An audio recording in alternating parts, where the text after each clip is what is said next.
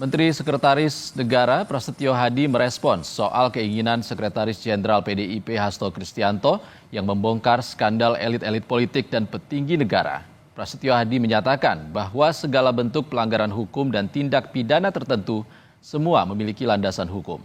Sehingga jika ada bukti-bukti yang bisa diungkap, silakan disampaikan dan fakta dan hukum yang akan berbicara. Mas Pras, soal Mas Hasto yang bilang mau bongkar korupsi para pejabat negara itu gimana tanggapan dari sana, Mas Pras? Ya memangnya ada. Kalau ada disampaikan aja, kan semua kan landasannya hukum ya. Fakta hukum lah. Politisi Partai Demokrasi Indonesia Perjuangan Guntur Romli memastikan video yang dimiliki Sekjen Hasto Kristianto memuat skandal korupsi yang melibatkan petinggi negara, baik yang saat ini menjabat ataupun yang terdahulu. Guntur Romli bilang, video yang dimiliki Hasto diantaranya soal penyalahgunaan kewenangan penegak hukum serta kasus kriminalisasi terhadap Anies Baswedan. Menurut Guntur, video yang akan diungkap Hasto merupakan bentuk perlawanan partainya.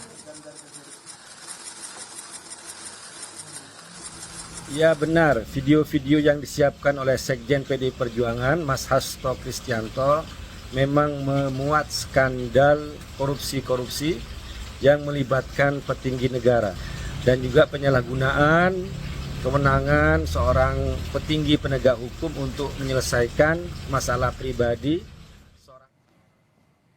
Saudara Sekjen PDI Perjuangan Hasto Kristianto lewat juru bicara PDIP Guntur Romli menyatakan memiliki video skandal korupsi pejabat tinggi. Lontaran ini mendapat tanggapan baik dari istana maupun sejumlah politisi dan juga Presiden Jokowi. Mereka mempersilahkan Hasto membuka ke publik jika memang memiliki bukti. Benarkah Hasto memiliki video soal skandal korupsi pejabat tinggi? Kenapa ini dimunculkan setelah dia ditetapkan sebagai tersangka? Apa yang ingin disasar Hasto? Ulasannya kita bahas bersama politisi PDI Perjuangan Guntur Romli, pengamat politik yang juga Direktur Eksekutif Parameter Politik Indonesia Adi Praitno dan Ketua Umum Lisan Hendar Sam Marantoko. Selamat sore Mas Gun, Mas Adi dan Mas Hendar Sam. Selamat sore. Assalamualaikum. Waalaikumsalam. Kita ke Mas Gun dulu. Mas Gun, siapa sebenarnya yang disasar klaim Pak Hasto soal video skandal ini? Ya, di situ kan pernah saya sebutkan bahwa itu akan mengungkap skandal korupsi dan penyalahgunaan kewenangan ya para pejabat negara yang saat ini masih menjabat atau yang sudah tidak menjabat. Dan kalau yang tidak menjabat itu, kok video itu belum dirilis ternyata sudah didahului oleh laporan OCCRP yang lagi rame dari siang sampai sore ini, yang menempatkan Jokowi sebagai salah satu pemimpin terkorup sedunia dan kejahatan yang terorganisir. Jadi video belum dirilis kok sudah ada bocorannya itu. Jadi kalau tadi juga pertanyaan apakah benar ada? Ya ada, video itu ada dan saya nonton beberapa video tersebut, tapi bukan di saya. Kalau ditanya mulai tadi pagi juga nanya ke saya, ya semuanya itu kan berpulang kepada Sekjen PDI Perjuangan, Mas Hasto Kristianto, yang sekarang masih bersama keluarga. Karena kan kemarin itu gara-gara penetapan tersangka pada menjelang 1 hari Natal, malam Natal misa yang harusnya belum misa, nggak misa, kemudian juga Natalannya juga terganggu dengan keluarga. Jadi hari-hari ini beliau bersama keluarga belum ada update terbaru soal video-video tersebut. Tapi ketika kita membaca berita-berita yang lagi viral pada siang dan sore ini bahwa Jokowi termasuk salah seorang pemimpin terkorup sedunia menurut OCCRP itu, ya kami kok merasa didahului. Kalau memang ada soal Pak Jokowi, Mas Gun, kenapa baru sekarang rencananya akan dirilis videonya? Kenapa tidak dari dulu? Toh sebelum Pilpres juga hubungan Pak Jokowi dengan PDIP juga tidak baik lagi. Ya, karena ini terkait juga dengan masalah bukti-bukti yang mungkin saja baru lengkap ya baru bisa diverifikasi dan sebagainya. Karena ini kan tidak mudah ya mengumpulkan bukti dan dokumen dan semuanya juga harus diverifikasi, Baik. tidak berdasarkan katanya-katanya. Kemudian juga ini bagian yang saya sering sebutkan bahwa bagian dari perlawanan. Tapi ada ya Perlawanan videonya ya, terhadap oke? kriminalisasi. Mas Gun, videonya Bagaimana, ada ya. Saya mau tanyakan ke Pak Mas Hendarsam dulu. Mas Hendarsam yakin nggak ada videonya?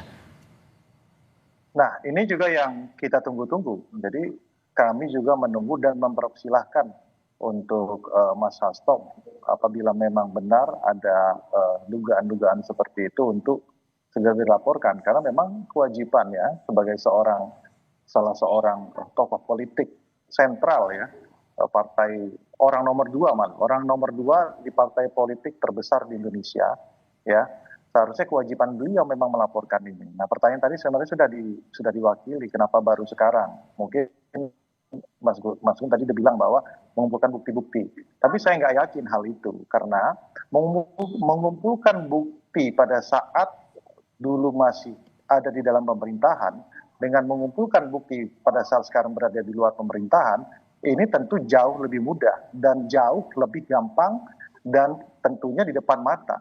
Tindak pidana itu memang kalau benar terjadi. Jadi ini pasti menjadi pertanyaan publik. Walaupun ada perasa ini bentuk perlawanan, tapi intinya apa? Artinya perlawanannya tersebut kan nggak tulus ya, bukan untuk memberantas korupsi, tapi sebagai bentuk perlawanan karena beliau sebagai tersangka, tapi bukan bentuk sebagai perlawanan untuk memberantas korupsi ya sebagai musuh kita bersama.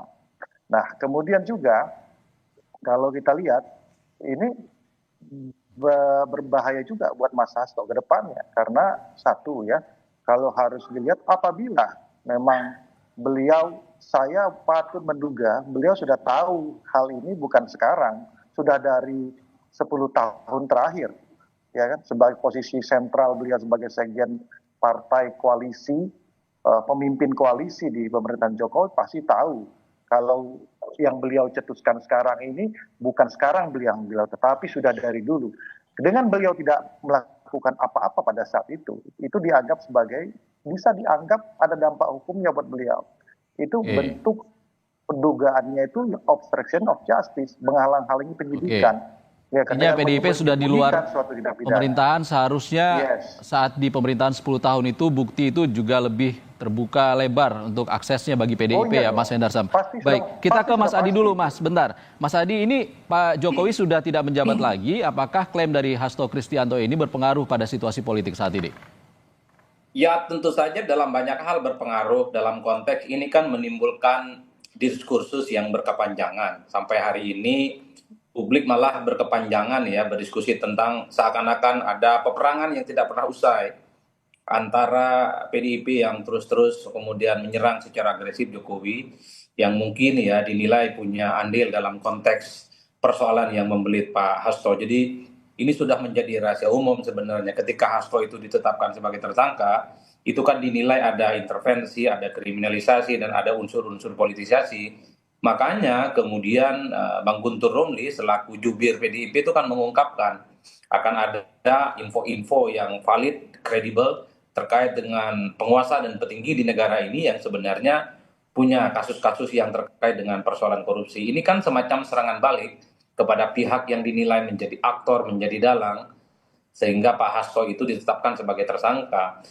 Terlepas dari apapun yang disampaikan, memang betul ya publik itu sedang menunggu kira-kira kapan video yang isinya informasi yang berisi fakta-fakta bahwa persoalan kasus korupsi, soal abuse of power yang dinilai dilakukan oleh pejabat-pejabat penting di negara ini bisa diungkap. Tentu ini menjadi sesuatu yang paling ditunggu sebenarnya jelang pergantian tahun dari 2024 menjadi 2025. Jadi Bang Guntur, kalau malam ini ataupun besok misalnya videonya itu bisa diungkapkan, ini akan menjadi kado terindah seluruh rakyat Indonesia.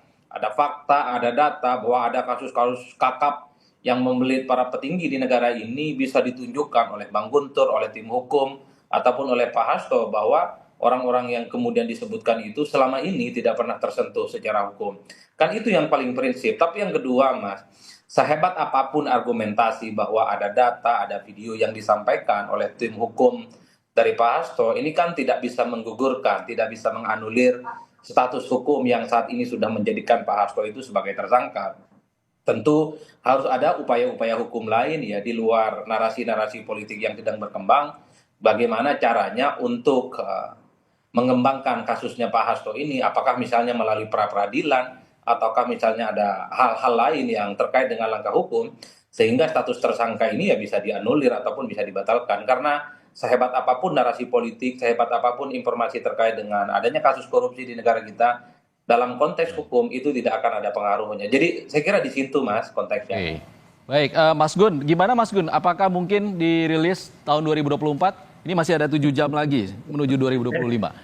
Kalau kado akhir 2024 itu sudah pengumuman OCCRP Mas. Jokowi salah satu pemimpin terkorup sedunia. Setelah Bashar Assad, setelah Presiden Kenya. Jadi itu sudah kado terburuk lah untuk Indonesia yang mempermalukan Indonesia. Tapi begini, saya mau menjawab soal kenapa baru sekarang. Kami ini adalah partai politik. Dan partai politik itu ada momen-momen politik tertentu. Tidak mungkin dalam suasana seperti pileg, pilpres, kemudian pilkada, dikacaukan katakanlah dengan membocorkan data-data dan informasi terkait skandal-skandal korupsi. Jadi ini kami perlu tegaskan hal itu. Terus pertimbangan yang lain adalah pemberantasan korupsi bukan tugas PDI Perjuangan. PDI Perjuangan adalah partai politik yang mengedukasi politik terhadap masyarakat. Kalau bicara pemberantasan korupsi ya tanya KPK dong. Selama ini korupsi-korupsi besar di KPK itu gimana kabarnya gitu kan?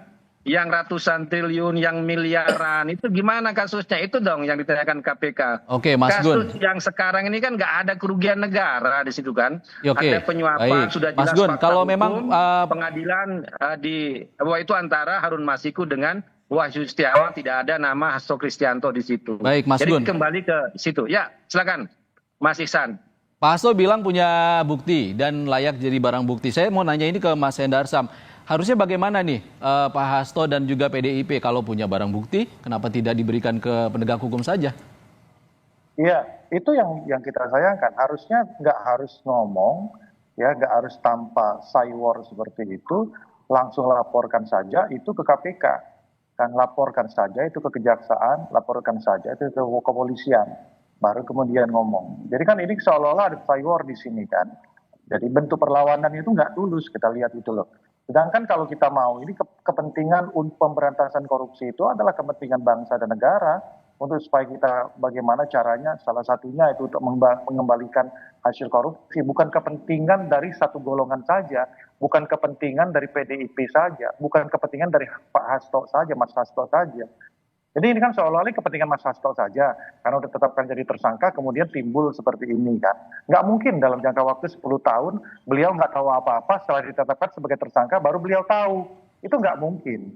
Makanya saya bilang itu, ya kan ada dugaan obstruction of justice, menghalangi penyidikan, menyembunyikan suatu tindak pidana, melakukan pembiaran terhadap hal tersebut.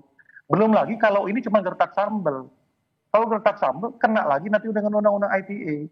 Walaupun pasal 14 dan pasal 15 Undang-Undang 1 tahun 1946 tentang tindak pidana itu sudah dihapuskan oleh MK, tapi Undang-Undang ITE tentang penyebaran hoax ini masih berlaku.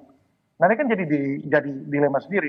Kalau tidak dilakukan, maka kan berlaku Undang-Undang ITE ya kepada Mas Hasto. Karena udah menyebarkan berita bohong, hoax tentang adanya dugaan tindak pidana kan seperti itu, tapi tidak melaporkan. Jadi ini yang saya sebenarnya menyayangkan. Tim hukumnya harusnya memberikan pengetahuan bahwa dalam melakukan suatu statement, ini kisi-kisi ini ya, saya praktisi hukum, saya tahu persis. Harusnya sudah kena dengan pasal pencemaran nama baik. Kalau yang dituju adalah Pak Jokowi. Karena apa? Belum dilakukan upaya hukum terlebih dahulu. Jadi kalau mau itu dilakukan upaya hukum terlebih dahulu, baru kemudian ngomong ke publik. Nah, punya landasan, punya legal standing untuk melakukan. Tapi kalau tidak, ini akan menjadi ruang terbuka ya yang bisa jadi kita melihatnya apakah tim hukum tidak bekerja, tidak menasihati Mas Hasto, atau memang ini sengaja untuk membuka ruang untuk itu. Kita kan nggak ngerti dari sisi politik. Saya tangkap poinnya kenapa tidak langsung ke penegak hukum saja, jangan asal gertak begitu ya. Kita ke Mas Adi. Terakhir Mas Adi, kalau tadi Mas Gun bilang mereka menunggu pilkada serentak, kalau Mas Hendarsam bilang kenapa tidak dilaporkan ke penegak hukum saja? Komentar Anda bagaimana? Ya saya kira memang setelah Pak Hasto ditetapkan sebagai tersangka, banyak yang berharap Pak Hasto itu menjadi justice kolaborator yang kemudian menunjuk dan membeberkan bukti-bukti adanya skandal korupsi yang katanya itu melibatkan orang-orang penting, petinggi-petinggi di negara ini, yang saya kira memang ini akan membuat bagaimana suasana penegakan hukum ke depan itu akan semakin terang benderang dan semakin tuntas. Tapi sekali lagi, kalau ini hanya sebatas diumumkan, hanya sebatas diwacanakan, tentu ini semacam serangan-serangan balik yang sebenarnya untuk mendapatkan satu pendapat publik bahwa sebenarnya Pak Hasto ditetapkan sebagai tersangka itu karena faktor politis, karena faktor dipolitisasi dan seterusnya dan seterusnya.